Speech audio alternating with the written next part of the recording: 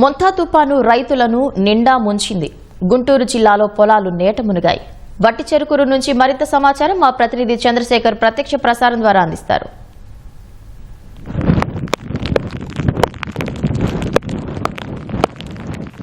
ధన్యవాదాలు. మోంతా తుఫాను ప్రభావం ఉమ్మడి గుంటూరు జిల్లా పైన పెను ప్రభావం చూపింది. మనం ప్రస్తుతం గుంటూరు జిల్లా వట్టి చెరుకూరు సమీపంలో ఉన్నాము. మొత్తం పంటలన్నీ కూడా నీట మునిగాయి. ప్రధానంగా ఈ ప్రాంతంలో పత్తి, మిరప, అలాగే జొన్న, మినుము వంటి పంటలు సాగు చేస్తూ ఉంటారు.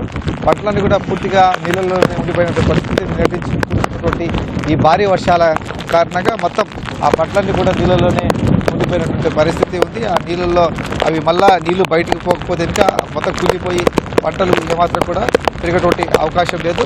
దీనిపైన రైతులు తీవ్రస్థాయిలో ఆందోళన చెందుతున్నారు. ఈ మోంతా తుఫాను ప్రభావం జిల్లా పైన ఉంటుందని చెప్పేసి అధికారులు వాతావరణ శాఖ ముందుగానే హెచ్చరించింది. ఆ మేరకే ఆ ప్రభావం అయితే చాలా స్పష్టంగా ఇక్కడ జిల్లా పైన కనిపిస్తోంది.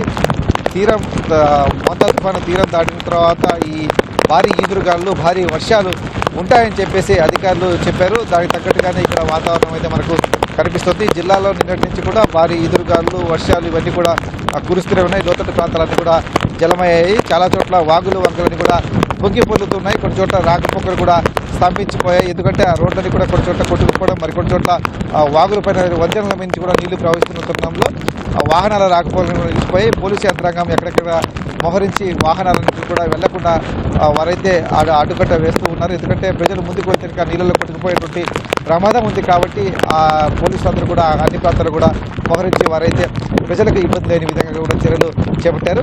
ఇంకా బాపట్ల జిల్లా పరిస్థితి చూస్తుంటే బాపట్ల జిల్లాలో కూడా వరితో పాటు ఉద్యాన పంటలు పూర్తి స్థాయిలో నెలకొరిగాయి. ప్రధానంగా వేమూరు, బాపట్ల నియోజకవర్గాల పరిధిలో ఎక్కువగా నష్టం జరిగింది. రేపల్లిలో కూడా కొన్ని చోట్ల పంట పొలాలను కూడా నీట మునిగాయి.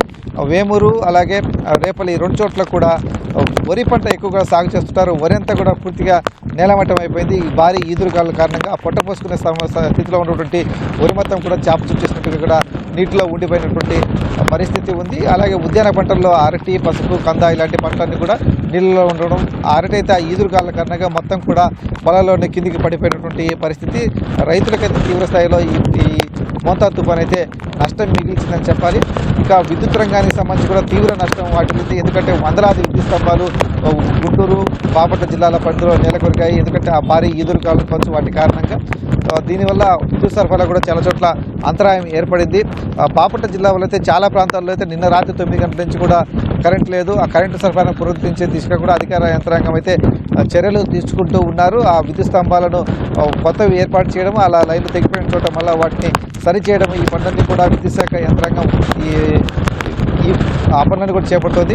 అయితే వర్షం అయితే ఈ సహాయ చర్యలకు ఆటంకం కలిగిస్తుంది. ఎందుకంటే నిన్నటి నుంచి కూడా వర్షం అయితే అలా కొనసాగుతూనే ఉన్న తరుణంలో బయటికి వెళ్ళి సిబ్బంది కావచ్చు పనులు చేయడం కొంత ఇబ్బందులు ఎదురవుతున్నాయి. వర్షంలో తడుస్తూనే ఆ కార్యక్రమాలను కూడా చేయాల్సినటువంటి పరిస్థితి ఏర్పడింది. వర్షము వైపు బురద, గాలులు ఇవన్నీ కూడా కొంత సహాయ చర్యలు కూడా ఆటంకం కలిగిస్తున్నప్పటికీ కూడా సిబ్బంది క్షేత్రస్థాయిలో వారందరూ కూడా పనిచేస్తూనే ఉన్నారు. ఇక నిర్వాసిత ప్రాంతాలందరికీ కూడా వారందరికీ కూడా పునరావాసం కల్పించి వారందరికీ కూడా అవసరమైనటువంటి ఆహారం, తాగునీరు అందించే విధంగా కూడా బాపట్ల, గుంటూరు జిల్లాల్లో అధికార యంత్రాంగం అయితే చర్యలు చేపట్టింది. ఇప్పుడు ఈ పంట పొలాల నష్టానికి సంబంధించి ఒక 2 రోజుల తర్వాత మాత్రమే ఈ ఎన్యూమరేషన్ అంతా కూడా ప్రారంభించేటువంటి దిశగా అయితే అధికార యంత్రాంగం కసరత్తు చేస్తోంది. కెమెరామెన్ అలీతో పుణ్య చంద్రశేఖర్, ఈటీవీ న్యూస్, గుంటూరు జిల్లా.